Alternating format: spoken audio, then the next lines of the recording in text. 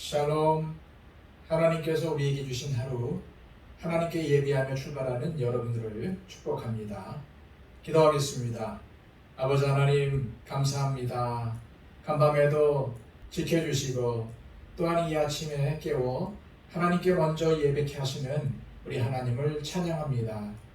오늘도 우리의 삶을 통해 하나님을 예배하며 찬양하는 삶을 살게 하여 주옵소서.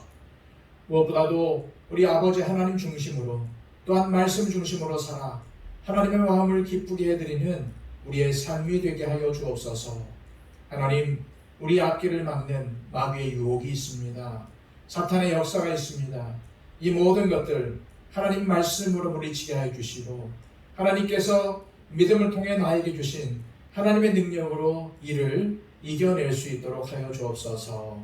하나님, 우리가 하나님께 속한 사람임을 알게 하여 주셔서 죄악이 나를 주장하지 않도록 하여 주시고 사탄이 나를 유혹하지 못하도록 주님 친히 막아주시옵소서.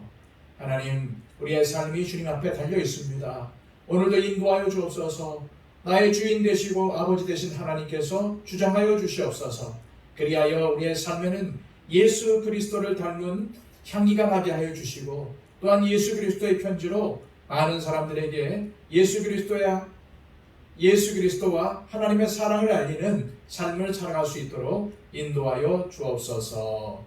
예수 그리스도의 이름으로 기도하옵나이다. 아멘.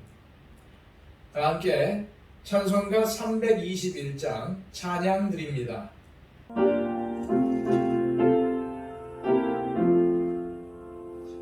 날 대속하신 예수께 내 생명 모두 드리니 늘 진실하게 하소서.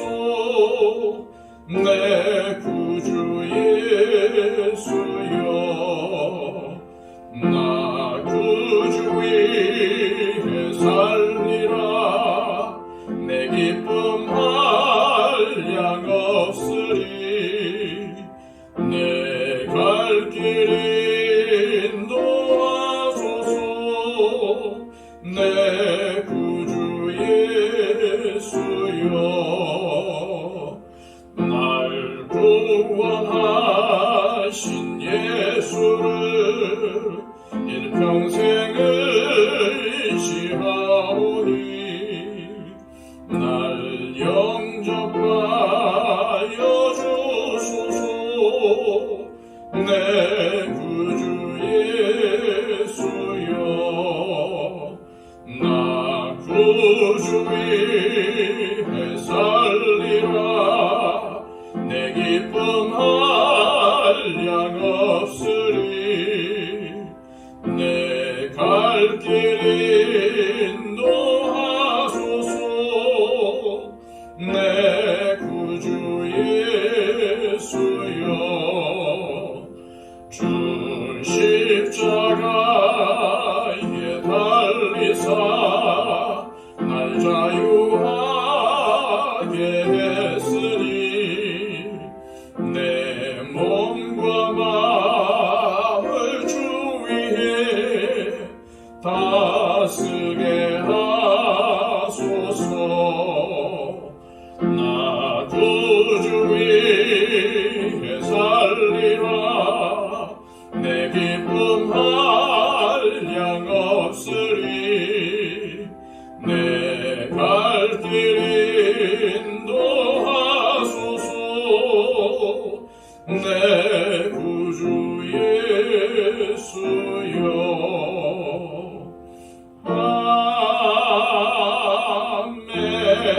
아멘.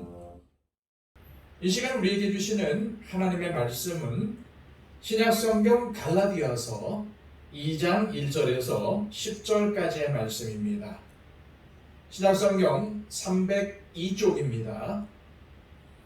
14년 후에 내가 바나바와 함께 디도를 데리고 다시 예루살렘에 올라갔나니 계시를 따라 올라가 내가 이방 가운데서 전파하는 복음을 그들에게 제시하되 유력한 자들에게 사사로이 한 것은 내가 다름질하는 것이나 다름질한 것이 헛되지 않게 하려 함이라.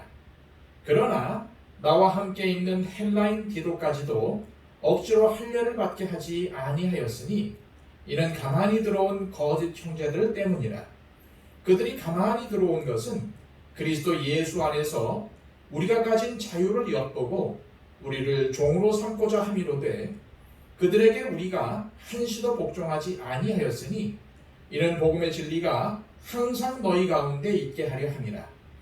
유력하다는 이들 중에 본래 어떤 이들이든지 내게 상관이 없으며 하나님은 외모로 취하지 아니하시나니 저 유력한 이들은 내게 의무를 더하여 준 것이 없고 도리어 그들은 내가 무할례자에게 복음 전함을 맡은 것이 베드로가 할례자에게 맡음과 같은 것을 보았고 베드로에게 역사하사 그를 할례자의 사도로 삼으시니가 또한 내게 역사하사 나를 이방인의 사도로 삼으셨느니라.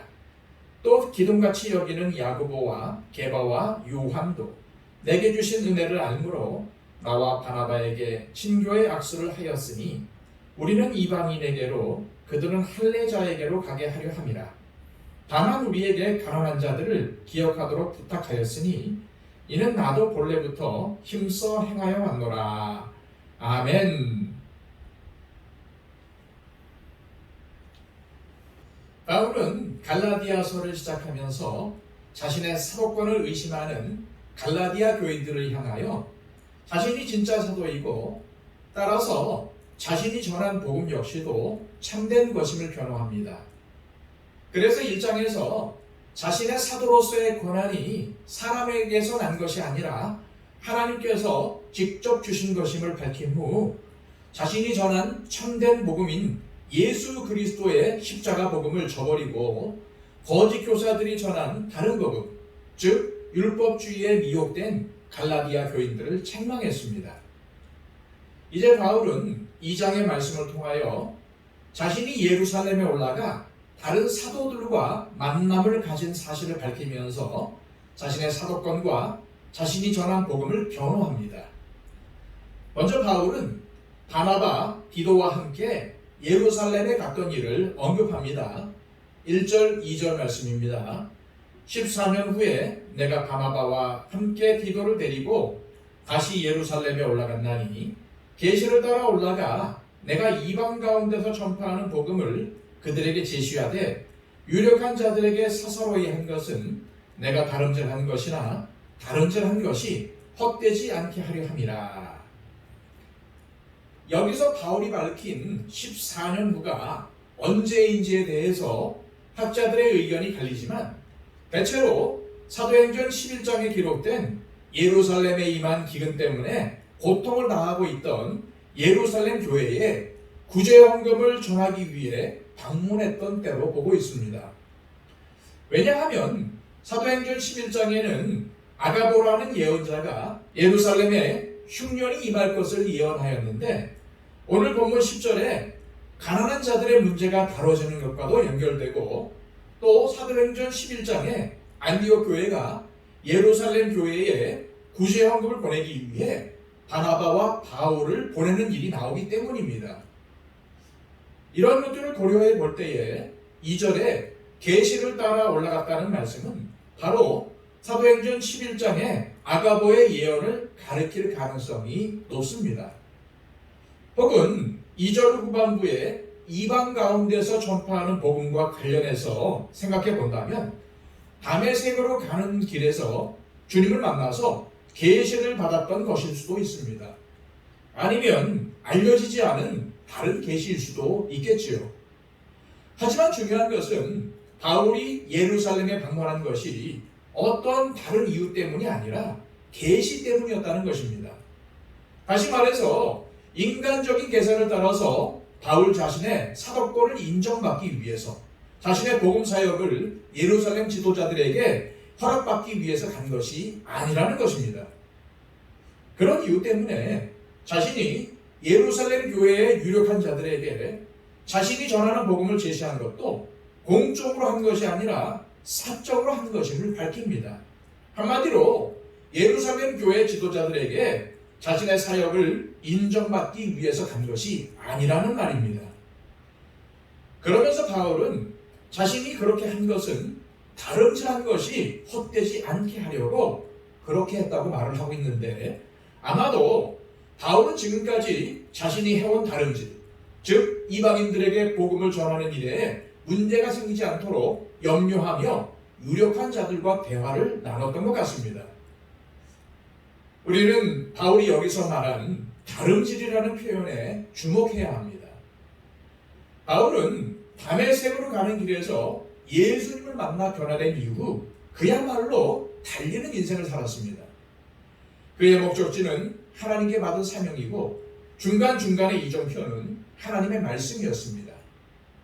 바울은 하나님 나라를 위해서 달렸으며 혹 그 일이 헛되지 않을까 염려하면서 달리고 또 달렸습니다.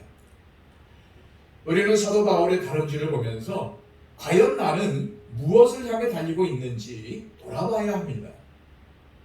바울은 지금 예수 그리스도의 복음을 전파하는 헛되지 않은 일도 헛되게 될까 보아 염려하며 달리는데, 나는 헛된 일을 향해 달리고 있지는 않은지 지금까지 달려온 길을 돌아보고 앞으로 달려갈 길을 살펴보았으면 좋겠습니다. 지금까지의 다름질은 어땠는지 모르지만 앞으로의 다름질은 하나님의 뜻을 위해 하나님의 뜻을 따라가는 다름질이 되기를 소망합니다. 그런데 바울은 헛된 다름질을 하는 사람들도 있음을 밝힙니다.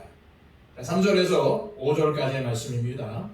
그러나 나와 함께 있는 헬라인 디도까지도 억지로 할례를 받게 하지 아니하였으니 이는 가만히 들어온 거짓 형제들 때문이라. 그들이 가만히 들어온 것은 그리스도 예수 안에서 우리가 가진 자유를 엿보고 우리를 종으로 삼고자 함이로되, 그들에게 우리가 한시도 복종하지 아니하였으니 이는 복음의 진리가 항상 너희 가운데 있게 하려 함이라. 그들은 갈라디아 교회에 가만히 들어온 거짓 형제, 즉 율법주의자들이었습니다. 그들은 바울의 동역자인 헬라인, 즉 할례를 받지 않았던 디도에게 억지로 할례를 받게 하려고 했습니다. 바울은 그들의 이러한 행동이 복음 안에서의 자유를 해치고 율법의 종으로 삼고자 한 것이라고 비난했습니다. 그리고 자신들은 그들에게 한 번도 복종하지 않았다고 밝힙니다. 사실 바울에게 있어서 할례는 중요한 것이 아니었습니다. 바울에게는 마음의 할례가 중요했기 때문에 구원을 받는데 할례는 문제가 되는 것이 아니었습니다. 그러나 율법주의자들은 구원을 받으려면 복음을 받아들이는 것도 중요하지만 할례를 받아야 한다고 주장을 했던 것입니다. 이방인이 할례를 받아야 하나님의 구원 백성이 될 수 있다는 것은 율법에 따른 주장이었습니다. 그리고 그들의 주장에 굴복하면은 이 할례를 시발점으로 해서 수많은 율법의 조항들에 얽매이게 되고, 그렇게 되면 예수 그리스도의 죽음을 헛되게 하는 일이 되는 것이었습니다. 그래서 바울은 디도가 할례를 받는 것을 결단코 막아섰던 것이죠. 우리는 바울처럼 모든 일을 기도하면서 신중하게 결정해야 합니다. 나의 하나의 선택과 결정이 나비 효과처럼 큰 파장을 일으킬 수 있음을 명심해야 합니다. 따라서 모든 상황을 고려하여 하나님의 뜻을 분별하고 신중하게 결정하는 행보가 반드시 필요합니다. 바울은 다름질만 잘한 것이 아니라 멈춰야 할 때는 멈추는 것도 잘한 사람이었습니다. 오직 예수 그리스도의 복음만이 그를 달리게 했고 오직 예수 그리스도의 복음만이 그를 멈추게 했습니다. 저와 여러분 모두 예수 그리스도의 복음을 따라 사는 삶을 사시기를 소망합니다. 예루살렘에서 야고보, 베드로, 요한 등의 사도들과의 만남을 통해서 바울은 이방인의 사도로서의 사역을 인정받게 됩니다.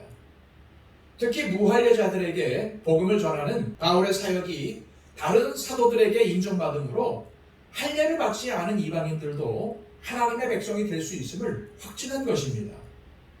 더 나아가 예루살렘의 사도들은 바울에게 나타난 하나님의 은혜와 역사를 보고 알았기 때문에 바울과 친교의 악수를 했습니다. 9절 말씀에서 친교라고 번역된 헬라어 코이노니아는 동역의 의미도 지니고 있습니다.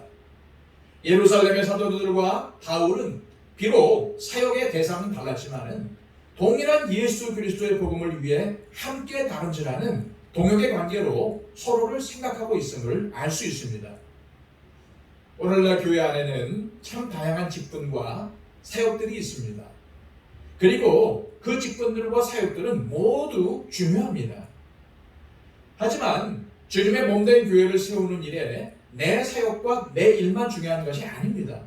그리고 나만 잘한다고 해서 되는 것도 아닙니다.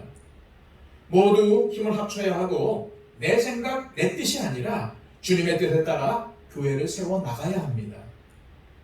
내가 다른 사람을 인정할 때에 나도 다른 사람들에게 인정받을 수 있다는 것을 기억하며 오늘 다른 사람들을 인정해주고 배려해주며 세워주는 삶을 사시기를 바랍니다. 이 시간 기도하실 때 하나님 복음을 주셔서 자유하게 하시니 감사합니다. 세상 것에 매여 이 자유를 잃지 않게 하시고 나의 삶이 하나님의 뜻을 따라 사는 헛되지 않은 다름질이 되게 하옵소서. 또한 다른 사람들을 인정하고 배려하며 함께 힘을 모아 내 삶의 자리에 하나님 나라를 이루며 살게 하시고 주님의 몸된 교회를 세워가게 하옵소서. 기도하시기를 바랍니다. 그리고 우리 더처치를 위해서 기도해 주시고요. 한국 교회의 회복과 부흥을 위해서도 기도해 주시기를 바랍니다. 그리고 또한 온 세계를 다니면서 복음을 전파하는 우리 선교사님들을 위해서 기도해 주시고요.